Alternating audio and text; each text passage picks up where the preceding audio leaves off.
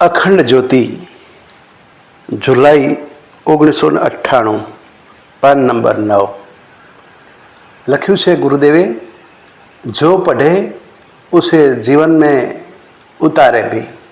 કેટલાક લોકો વાંચે છે, વાંચીને પછી ભૂલી જાય છે, યાદ રાખે છે, પોપટ રટે છે, ટેપ કરેલું ટેપ પણ બોલે છે, પણ એ વાંચેલા ઉપર ચિંતન મનન કરીને એના પ્રકાશમાં પોતાનું જીવનને જોઈને શક્ય હોય એટલું એમાં સામેલ કરીને વણીને જો જીવવામાં આવે સારી વાતો, તો આપણું જીવન દિન પ્રતિદિન ઉત્તરોત્તર ઉન્નતિ કરતું જશે, પ્રગતિ કરતું જશે।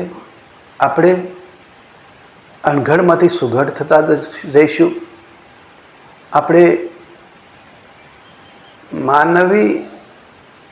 માનવ થવા માંડશું અને દેવત્વના રસ્તા પર ચાલવા લાગશું।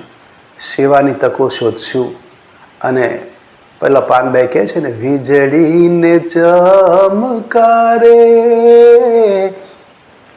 મોતીડા પરો પાનુબાઈ અચાનક અંધારા થાશે જી। વીજળીને ચમકારે જેમ વીજળી પડે છે અને એના અજવાળે જેમ સોય આપણે સોયમાં દોરો પરોવી લેવો જોઈએ, એવી એક તક ઝડપી લેવી જોઈએ।